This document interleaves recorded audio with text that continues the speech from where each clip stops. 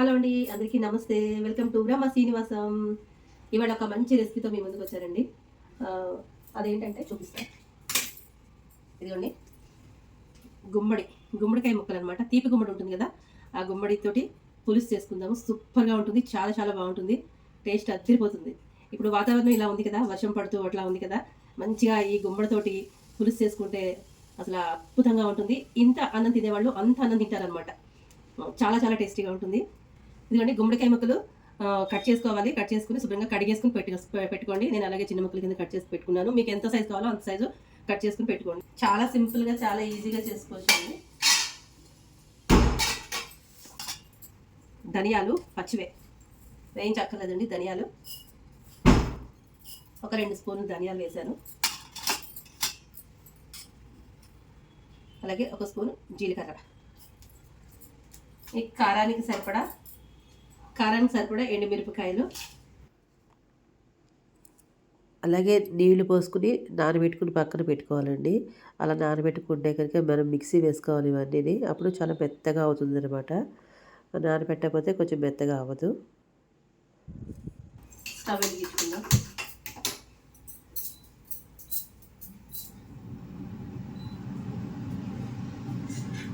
ముందుగా మనం ఈ ప్రాసెస్ అంతా చేసుకునే లోపు చింతపండు కూడా నానబెట్టుకోవాలండి. నేను చింతపండు కొంచెం వేడి నీళ్ళలో నానబెట్టేసి పెట్టుకున్నాను. చింతపండు పులుసు కావాలన్నమాట.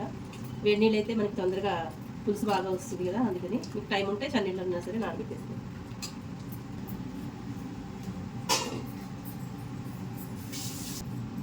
కొద్దిగా ఆయిల్ వేద్దాము. చాలా కొంచెం అంటే కొంచెం, అసలు ఆయిల్ లేకుండా కూడా చేసుకోవచ్చు, ఆ మాత్రం వేయక్కర్లేదు.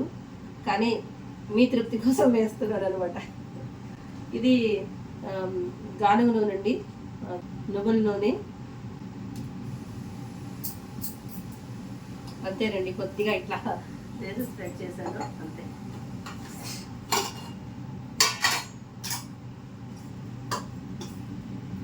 మెంతులు, ఆవాలు, జీలకర్ర,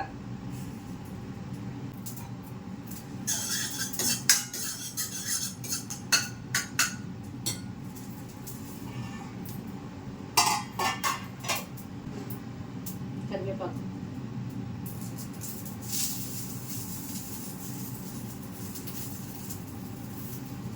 అలాగే ఈ గుమ్మడి ముక్కలు కట్ చేసుకుని ఉన్నాయి కదా, అది ఇందులో వేసేద్దామండి.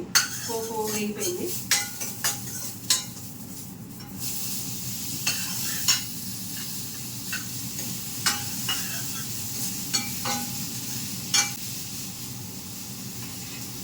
సరిపడా ఉప్పు, కొద్దిగా పసుపు,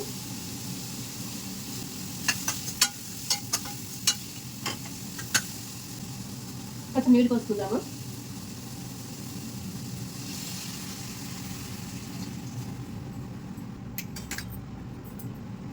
ఇది పక్కన.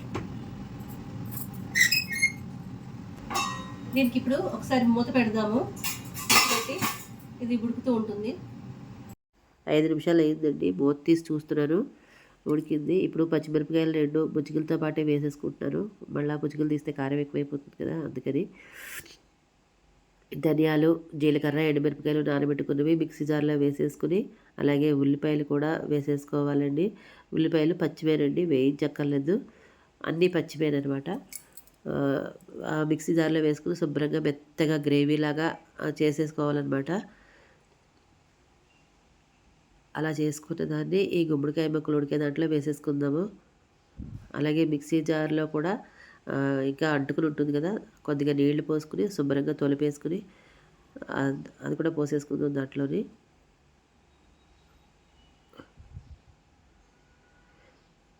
ఇప్పుడు మనకి సరిపడా పులుపుకి ఎంత కావాలో అంత సరిపడా చింతపండు పులుసు వేసుకోండి. నాకు ఎంత కావాలో అంత వేసుకున్నాను.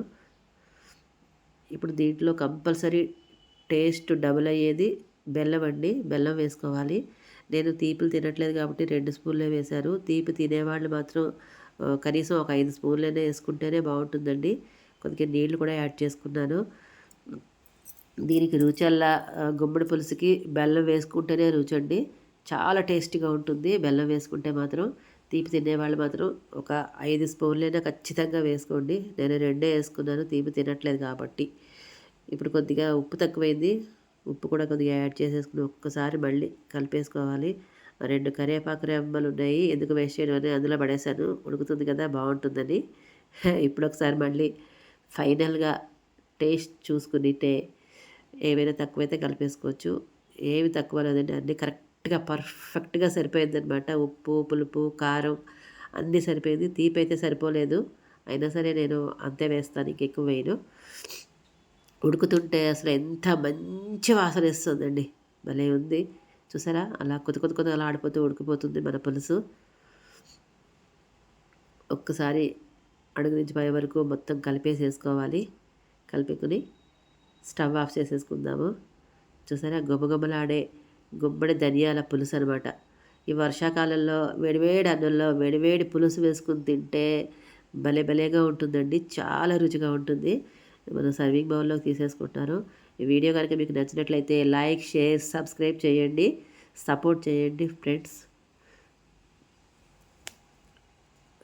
ఇంతవరకు నాకు సపోర్ట్ చేసిన వాళ్ళందరికీ పేరు పేరున ధన్యవాదాలు తెలియజేసుకుంటున్నాను.